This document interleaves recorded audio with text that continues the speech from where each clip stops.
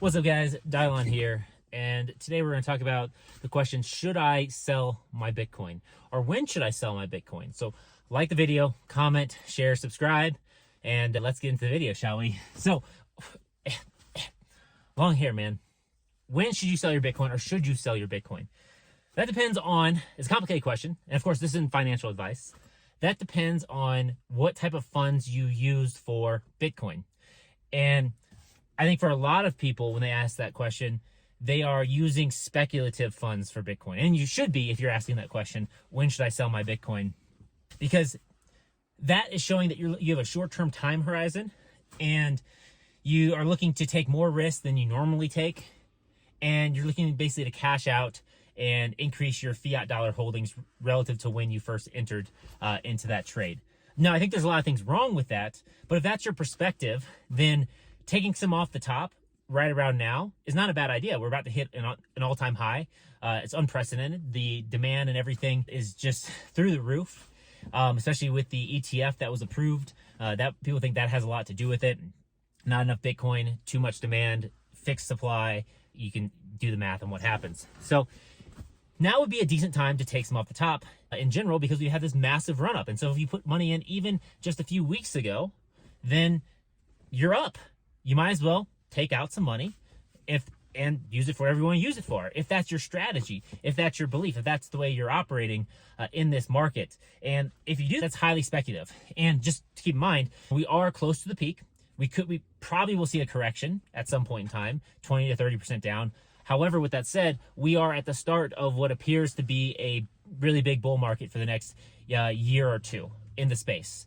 What happens in this space normally, and it could be different because we have the ETF, things have changed. What happens in this space normally is Bitcoin pumps up and then it stabilizes as people are already in their positions. The demand for buying new Bitcoin isn't really there. And then what happens is liquidity flows from Bitcoin into layer 2 or other layer 1s, things like it, maybe Solana, and goes there, and then it starts trickling down throughout the ecosystem. However, right now we're seeing massive meme coin pumps. And oftentimes you see massive meme coin pumps when you're reaching a peak in the market, when the greed is at all-time highs, when people are looking to get rich. You see those pumps not because people are selling, but people are buying. And eventually they'll have to sell because of these massive gains in that space. And so liquidity would be pulled out of the market. And again, I'm no expert. I'm just a guy who likes Bitcoin, who talks about it on the internet, so make sure you do your own research. So when should you sell? If you put some money in a little bit ago, now's not a bad time. If you bought Bitcoin a few years in the last cycle, and you're probably in profits, right? Unless you bought it at the peak. But you're basically in profits or back to even at this point in time. And so if you're like, screw Bitcoin, I don't want to be involved in that, then now would be a time to sell and get your money back, right? Or at least some of it, and then you could hold on to some to see if it goes higher, to see if you can make any more there. Of course, remember you have to pay capital gains taxes when you sell, short-term or long-term, so that will reduce your gains there. So that would be like when to sell. However, I think that's the wrong approach when it comes to Bitcoin, and it demonstrates either you don't care or you're focused somewhere else, but a lack of understanding of what Bitcoin is and why it's important. And I mentioned it earlier in this video that there's a fixed supply of Bitcoin. And one of the reasons why we're seeing the price spike like it is, which is different than what we've seen in previous cycles with Bitcoin. History doesn't repeat, but it often rhymes. When we're seeing a different thing here is because up to this point, about 19.5 million Bitcoin have been mined out of the 21 million. Okay, now it may seem like we're almost to that 21 million amount. We are, but we won't get all of that Bitcoin in the market and circulation until the year 2140 due to the halving, which is roughly every 4 years, or 200, I think it's 210,000 blocks. And I'm sorry if I don't get that, but roughly every 4 years, which is coming up mid-April this year, the protocol adjusts itself and the distribution of Bitcoin gets cut in half. Bitcoin's distributed, without going too deep into the lesson of how Bitcoin works, Bitcoin's distributed every 10 minutes, right? And when it started, it was 50 Bitcoin. Then 4 years later, it got to be 25. 4 years later, it was 12.5. Then 4 years later, right, it was 6.25. Now it's going to be 3.125 Bitcoin. It's about 900 Bitcoin per day. It is 900 Bitcoin per day now, and then it's going to be cut into 450 Bitcoin per day. And then for 4 more years, it's going to be cut in half again and again until the year 2140. So we'll never actually produce that last Bitcoin. So what's happened is we have this supply, and the supply has been bought up. And you have an ethos, a belief in Bitcoin and Bitcoiners to never sell your Bitcoin, to hold your Bitcoin. And that creates a problem, because if demand is increasing, as evidenced by the spot ETF being approved and it being one of the most successful spot ETFs of all time, the amount of funds going into that, you can look it up, are just mind-blowing, right? Billions and billions of dollars are flowing into those ETFs, okay? And so unprecedented demand from clients and people and institutions and companies that couldn't buy before at those levels can now start buying. We're reaching a market cap of Bitcoin. We're at like 1.2 trillion or so, maybe a little bit more, where larger institutions can actually start buying because they're looking to purchase in the hundreds of millions, the billions of dollars. And if it's a lower market cap, they'll move the market with their purchase. But now, as we run up, they can start doing larger buys without impacting the market, without impacting the liquidity in the space. So that kind of stuff's happening, and there's not quite enough Bitcoin to go around. And so if you're thinking about this and you're looking at it, and if you understand some of the principles of what is money and why Bitcoin fills that role so well, why Bitcoiners are like, Bitcoin's the hardest money to ever exist, never sell your Bitcoin, it's because if you understand that and you can acquire Bitcoin, you realize everyone will want your Bitcoin in the future. More people will want the Bitcoin in the future than they do today. And if that's the case, if that holds true, that Bitcoin will be worth more in the future than today. Okay, so it's a winning asset. It's a winning play. And when you have something that's winning, a bad strategy is selling your winners to buy the losers. Because if you sell your Bitcoin, and Bitcoin has been one of the best performing assets of the last decade, hands down, bar none, you really can't name anything that's performed as well as Bitcoin over this time frame. And over the last 10 to 15 years, there's been certain stocks and companies that have skyrocketed, have astronomical growth during a certain period of time, but then they leveled off and everything like that. Bitcoin has just been amazing in this respect in terms of just normal returns and everything there. There's also the saying, no one's ever lost money in Bitcoin who's held it for 4 years or more. So if you understand that Bitcoin is money, and it's going to be more valuable in the future than it is today, because more people are going to want it in the future than today, and the more people that hold on to Bitcoin now, right, it diminishes the supply of Bitcoin circulating on the market, so there's less supply and more demand. Okay? And so if you sell that, you have to figure out what else are you going to buy? What else are you going to buy that's going to perform better than Bitcoin? So that's an important question to ask yourself. All right, I got these gains in Bitcoin. Now, what am I going to put that money in, right? Because Bitcoin is an asset. What am I going to put that money in that's going to outperform Bitcoin? Okay?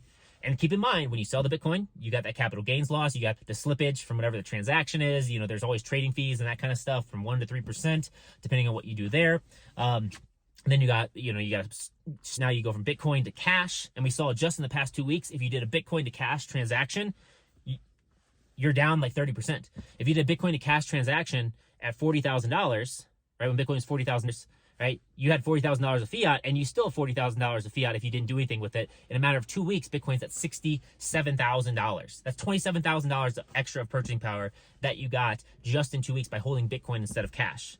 Okay, so opportunity cost missed. You can't go back and buy that asset. And I think a lot of people are holding these other assets, and a lot of people are holding other cryptos in the space, thinking that, okay, when I cash out, I'll be able to buy something better.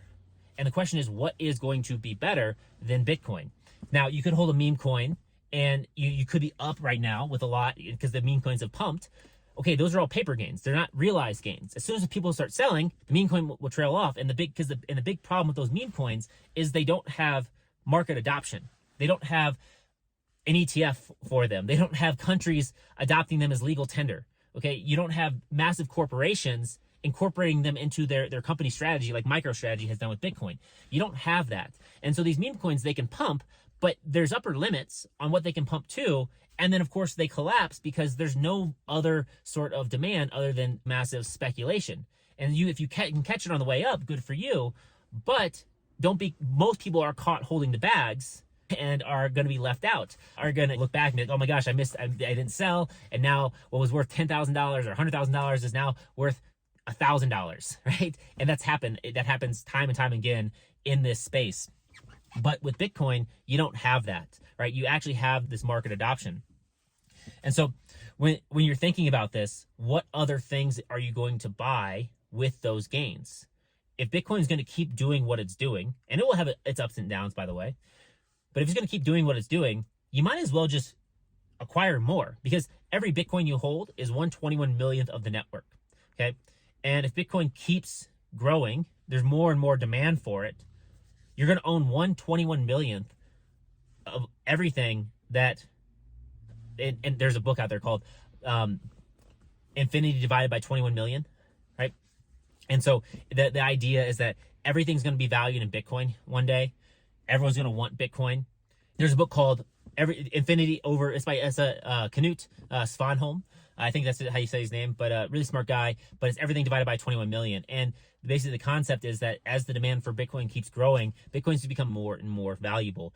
And so the other assets you can sell it to realize those gains for are going to be smaller and smaller. And everything you want to buy is going to reduce in price in Bitcoin terms. So you can hold the Bitcoin and wait, be patient, save it, and whatever you want to buy, a house, a car, a company, they're all going to go down in Bitcoin terms unless they themselves are valued by Bitcoin. But of course, they will go down in Bitcoin terms because the demand for Bitcoin's going up, the supply is scarce, but the costs of producing these things go down because things will fall to the marginal cost of production, right? You'll still see Bitcoin go up, and then the total amount of Bitcoin required to buy something continue to go down because the supply isn't being inflated away like everything valued in US dollars. This reason why things valued in US dollars seem to be going up in price, but they actually aren't. The dollar is just going down in value.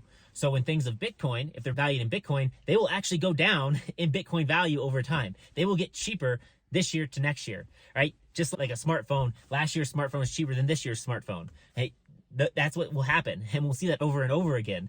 So your best bet is to hold that Bitcoin for forever. Don't sell it. Find a way to keep that. Make that your asset. Make that your one big asset that like you never want to sell, that you can pass on to generations in your family.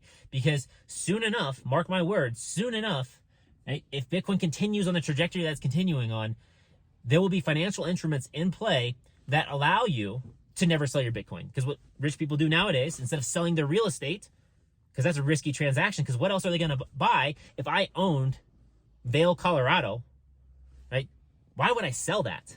There's no reason I should sell that, unless like it gets taken from me or I can't manage the cost or whatnot. But that's an extremely valuable piece of property. I shouldn't be selling that. And so if you own that, what you're going to do is you're going to take loans against the value of that property, use those tax-free loans to then buy the other things. Buy the things for your business, invest in other businesses, invest in things like that. So use other people's money without selling your assets. Okay, that is the game.